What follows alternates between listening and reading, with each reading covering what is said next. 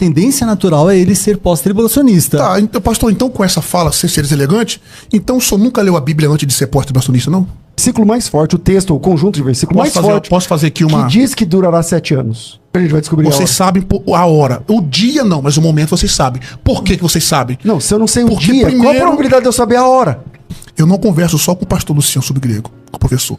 Eu converso com qualquer pessoa. E aqui começa mais um corte de debates de temas bíblicos. Capítulo 16, verso 4.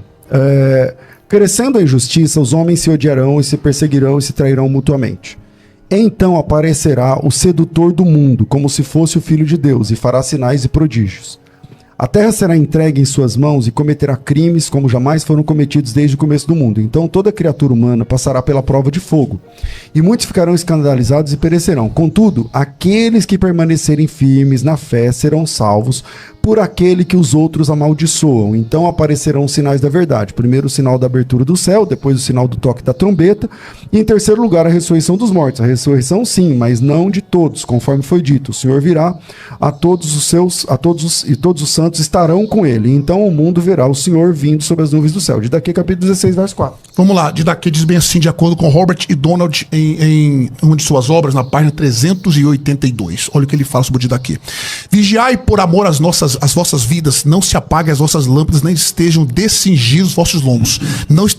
Mas estejais prontos, pois não sabeis a hora em que o Senhor virá. O pós-tribulacionismo saberá a hora que Jesus virá. Porque vocês precisam... Como que a gente vai descobrir Vocês sabem a hora. O dia não, mas o momento vocês sabem. Por que vocês sabem? Não, se eu não sei o Porque dia, primeiro... qual a probabilidade de eu saber a hora? Vamos lá. Eu não sei o dia. Como eu vou saber a hora? Não. Explica pra mim. Virá. O arrebatamento vai acontecer no pós-tribulacionismo no final da grande tribulação. Claro. Isso, Quanto tempo durará a grande tribulação, pastor? Quanto tempo durará? Em torno de 3 anos e meio, mais ou menos. Não. A grande tribulação durará 7 anos exatos. Mas qual texto? De acordo com a Daniel capítulo 9, verso 24 ao 27. Lá fala de Apocalipse capítulo 11, Apocalipse capítulo 12. Então, peraí, qual o texto mais forte, o versículo mais forte, o texto, o conjunto de versículos mais forte... Posso fazer aqui uma... Que diz que durará 7 anos. Apocalipse capítulo 11. Vamos lá. Apocalipse capítulo 12. Ela fala capítulo 11, né? Daniel capítulo 9. Daniel capítulo 9, verso 27. Ele fará um acordo por 3 anos e meio, e por uma semana. No meio da semana vai quebrar o acordo. Essa uma semana... E a grande tribulação mesmo durará quanto tempo aí? Se durará 7 anos, a grande tribulação, se ele vai quebrar o acordo no meio da semana... Só acabou de sair daí do pós e se tornou mid-tribulacionista, porque essa é uma fala de um mid-tribulacionista. Só porque eu fiz uma pergunta? É. Então, quem fizer uma pergunta vira mid. Não, a pergunta que o senhor fez. O senhor disse que a grande tribulação será os 3 anos e meio. Isso é fala de mid-tribulacionista. A grande tribulação, embora os juízos mais ferrenhos acontecerá nos últimos 3 anos e meio, isso eu concordo com o senhor. Mas os primeiros 3 anos e meio, ainda que seja um período de falsa paz, também é denominado na Bíblia por grande tribulação. É que, assim, na minha leitura, há uma cadência de 42 meses... que dá 3 anos e meio. 1.260 dias. Que também dá 3 anos e meio. Tempos e metade de um que tempo. Que também dá 3 anos e meio. Pronto. Então há uma cadência na Bíblia de 3 anos e meio para a grande tribulação. Então, o senhor... E isso não faz da pessoa meso ou mid tribulacionista. Entender Sim. que a grande tribulação dura 3 anos e meio não significa que eu sou mid tribulacionista. Eu não entendi a referência. Eu vou explicar então, posso explicar? A grande tribulação durará os 7 anos. Embora os últimos 3 anos e meio é o período de maior tribulação por causa dos juízos que virão. Então a grande mesmo seria 3 anos e meio. Seria Não, os juízos da grande tribulação. Juízos das 7 taças, trombetas, etc. Se eu bem me lembro do durante o arrebatamento da igreja é hoje. Aí vem o anticristo e faz um acordo de paz. Não sei se você crê assim. E aí, durante 3 anos e meio... diz, pastor. Durante 3 anos e meio, tem um período de paz. Aí depois que começa a tribulação... Onde está dizendo que tem um período de paz? O senhor se lembra o texto? Não, isso é a versão pré... Não tem lugar nenhum. Tem sim, pastor. Qual que é? Tem sim. Qual que é? Que vai fazer um acordo? Isso. Daniel capítulo 9, pastor. Tá, vou ler o texto. Daniel capítulo... Ele fala uma... texto. Lê o verso 27. Vamos lá. O texto diz o seguinte. Ele firmará um acordo com muitos por uma semana. Peraí. E na metade da... Eu tô lendo o texto. Ele fará uma firme aliança com muitos por uma semana, e na metade da semana fará cessar o sacrifício, a oferta de manjares, tal. Beleza. Essa última semana aí é... Quanto tempo que é essa semana? Essa semana já se cumpriu.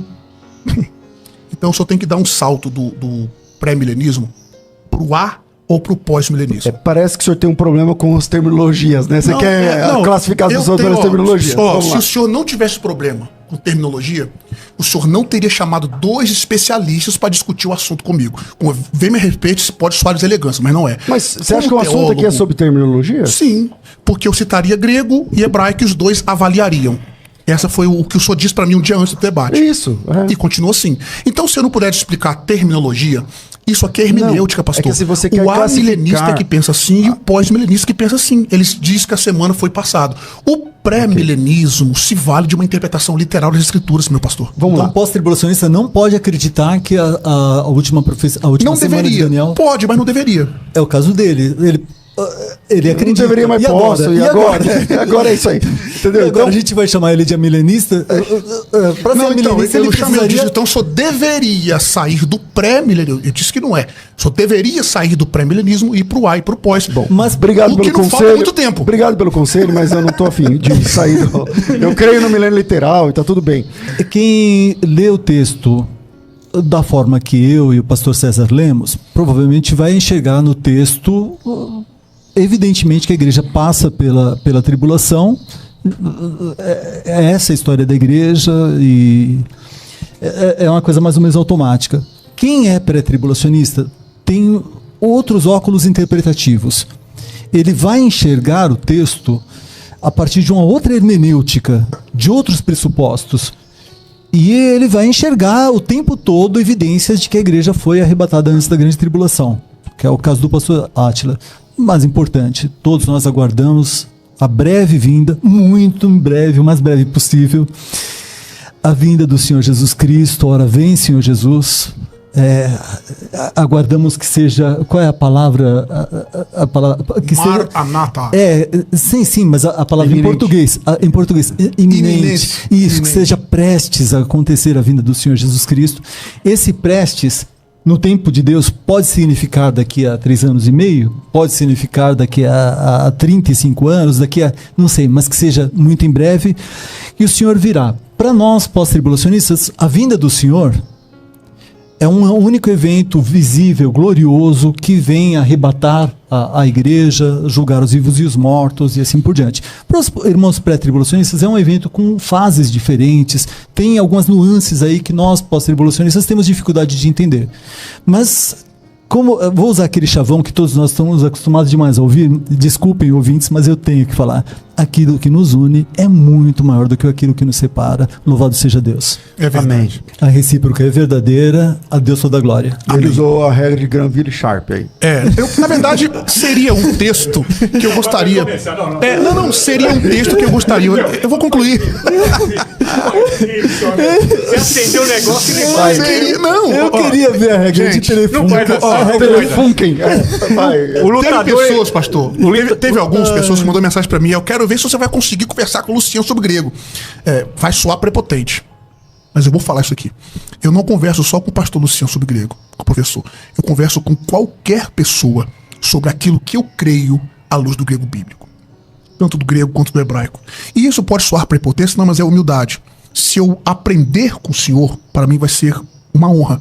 Então eu não vejo problema. Se alguma pessoa pensou que o que aconteceu aqui, ou que iria acontecer aqui, era para eles ver se eu sei grego ou não, eu acho que foi essa a intenção. Não. Não foi o senhor. Que fique bem claro. Tanto que a gente tá até falando de curso e tal, mas já que está nesse assunto, o que é essa regra do Granville Sharp? Já que eu tô aqui junto. Não dá? Não dá? Agora não dá pra gente conversar.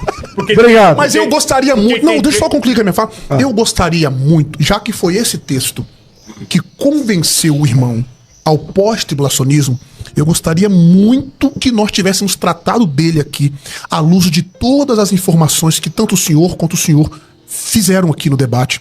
Eu gostaria muito de tratar, não só do verso 1, como está a regra de Granville Sharp ali, que eu não vou discordar com o senhor, que a regra em si de Granville Sharp, ela será um problema. Mas eu gostaria de tratar todos os textos... Que o irmão falou. Não. Concordar comigo que seria um problema? Como assim? Não, seria um problema de tempo a gente discutir sobre ela. Não dá. Só disse aqui. O irmão acredita que em 2 Tessalonicenses 2 existe a regra... O que eu acredito é o seguinte, não, vamos lá. Se aplica a regra de Granville Sharp? O que eu acredito em Tessalonicenses capítulo 2 ali é exatamente isso.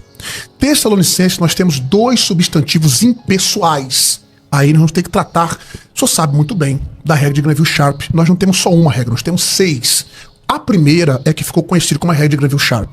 Mas não dá pra gente entrar nela aqui agora. Mas eu gostaria que lá se aplica em 2 Tessalonicenses 2? Não, por quê? Por que não? Porque nós temos... É impessoal. Isso, é impessoal. Tá. Nós concordamos, não se aplica Granville Sharp. Então, se o senhor concorda que ali... Tá, beleza. Embora o senhor vai concordar que são eventos simultâneos. O senhor vai concordar com isso. Todos os estudiosos, com exceção da turma do Texas... Eu não tenho nada contra os caipiras. Agora todos não é todos. Agora todos não é todos. Posso falar a frase? Eu não tenho nada contra os caipiras do Texas, pessoal. Eu amo o cinturão da Bíblia, o Bible Belt. Os caipiras do Texas são um grupo evangélico muito importante, são amados de Cristo, são igreja. O que eu queria dizer pra gente concluir... Mas com exceção dos caipiras do Texas, do Dallas Theological Seminary, com exceção do pessoal do Pescoço Vermelho, você pega todos os comentários exegéticos que eu conheço, pelo menos, e eu conheço muitos, eu nunca vi algum que enxergasse ali naquele ASKS, enxergasse 2 eventos diferentes. Porque a leitura normal de um ASKS é enxergar uma unidade, independentemente de Granville Sharp. Para quem não sabe o que é um ASKS, é o artigo substantivo CAI, que é a conjunção, e o outro substantivo. ASKS. Artigo substantivo CAI, que é a conjunção. Então, mesmo sem Granville Sharp, a tendência natural de um ASKS é enxergar uma unidade de tema. Essa é a tendência natural. Existem inúmeros textos que eu poderia te citar. Então, exatamente a mesma construção. ASKS, realmente. Existem inúmeros textos. Se você quiser, eu posso te enviar. Vamos lá. Que tem exatamente essa construção ASKS, que estão se referindo ao mesmo evento, independentemente se é pessoal ou impessoal. Impessoal também. Então a gente não depende de Granville Sharp. E se fosse Granville Sharp, seria a favor do pós-tribulacionismo. E como não é Granville Sharp, também é a favor do pós-tribulacionismo, porque é a ASKS, e a ASKS tipicamente aponta para o mesmo evento, a vinda do Senhor e a nossa reunião com Ele. E uma prova disso... Não, pastor. E uma prova de que é o mesmo evento é que Paulo fala da vinda do Senhor, da parousia, se referindo à vinda do Senhor, ao arrebatamento. Eu preciso mencionar isso aqui. Tá. Vamos lá. Então quer dizer que ali parousia se refere ao arrebatamento agora. É a vinda e o arrebatamento, é a mesma coisa. Que eu disse, os cristãos aguardam uma única vinda de Cristo. É por isso que eu disse no início do debate. É uma coisa só. Eu gostaria, por isso que eu disse agora, e no início do debate disse uma coisa que eu vou dizer aqui agora, né? Eu disse aqui agora. Eu gostaria muito de tratar esse texto com o senhor no grego, desde o verso 1 ao verso 11. Não é só o verso 1, não. Do verso 1 ao verso 11. Trabalhando todas as conjunções adversativas, etc. No verso 1, para concluirmos no verso 11. Porque o senhor sustentaram aqui que Paulo não menciona a grande tribulação no capítulo, na primeira epístola é a primeira, Paulo é a primeira do Novo Testamento. Essas informações, pastor, professor, exegeticamente são importantes para avaliarmos aqui no grego. Mas era o tchau, é isso aí, obrigado. Gente, o irmãozinho que tá lendo a Bíblia Sagrada, de capa preta, escrito assim, Bíblia Sagrada na capa, ele lê 2 Tessalonicenses 2, se ele não, na minha cabeça, pelo menos eu sei que eu não penso diferente e eu respeito isso. Na minha cabeça, se algum ouvinte abrir a Bíblia em 2 Tessalonicenses 2 e ler com calma, a tendência natural é ele ser pós-tribulacionista. Tá, então, pastor, então com essa fala, sem ser elegante, então o senhor nunca leu a Bíblia antes de ser pós-tribulacionista, não? Porque o senhor disse que só se tornou pós depois de um tempo, então antes eu não li a Bíblia, não? Então, eu me converti, cheguei na igreja, 6 meses depois da minha conversão, entrei na igreja, eram pentecostais e estavam ensinando um bocado de coisas.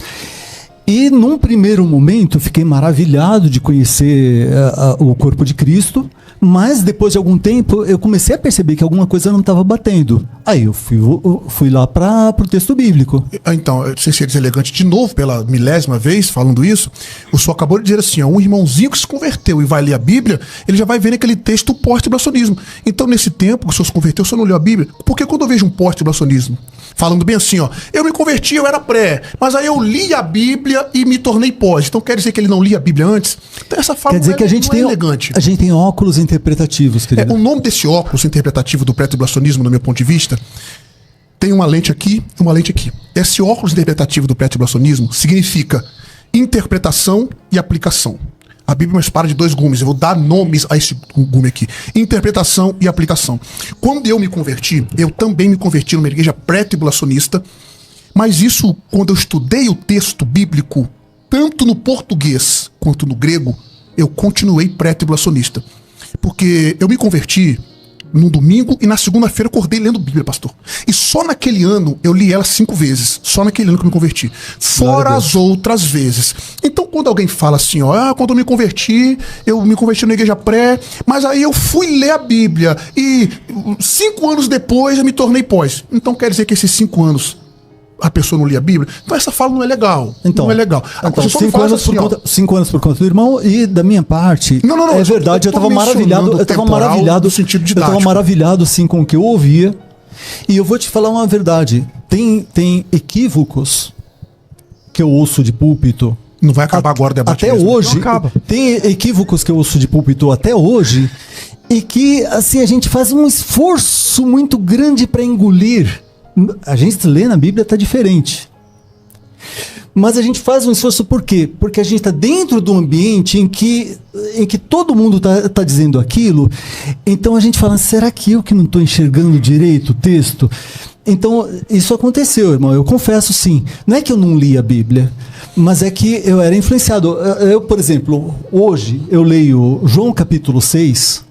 Eu tenho uma tendência muito grande de acreditar que o Senhor Jesus Cristo, ele está de fato presente, o corpo dele, o sangue dele, nos elementos. Na ceia do Senhor. Estou querendo a transubstanciação, então. A palavra é sua. O Senhor está colocando a palavra na minha boca. Não existe só essa forma de interpretar, de interpretar a comunhão. Tá. Existem várias formas de interpretar, existe a consubstanciação, existe a leitura calvinista, existem várias leituras possíveis que veem a presença real de Jesus. A leitura luterana, por exemplo, vê também a wesleyana também vê. Wesleyana livre, né? Sem ser wesleyano, né? O wesleyana, John Wesley, ele acreditava que Jesus estava realmente presente, ele só não sabia dizer de que forma. Metodista wesleyana.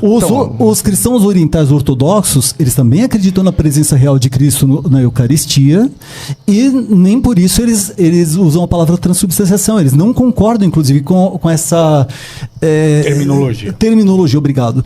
Então, não é que automaticamente a gente tem que se encaixar numa caixinha teológica ou coisa parecida. Só para citar, pastor, o senhor perguntou aqui sobre a minha igreja. Eu nasci na Assembleia de Deus, cresci na Assembleia de Deus, fui diácono, presbítero, evangelista e pastor na Assembleia de Deus. Minha formação teológica até é assembleana. Então, a doutrina que nós professamos na Wesleyana, que agora fazem 4 anos que eu congrego na Wesleyana, sou pastor ajudante lá, é a mesma da Assembleia de Deus, doutrinariamente. Então não tem divergência nesse ponto. Então, o que eu quero dizer... Chega, gente, vambora. Obrigado, pastor Atia. O que eu quero dizer é que essa história de óculos interpretativos pega qualquer um, e até mesmo hoje, eu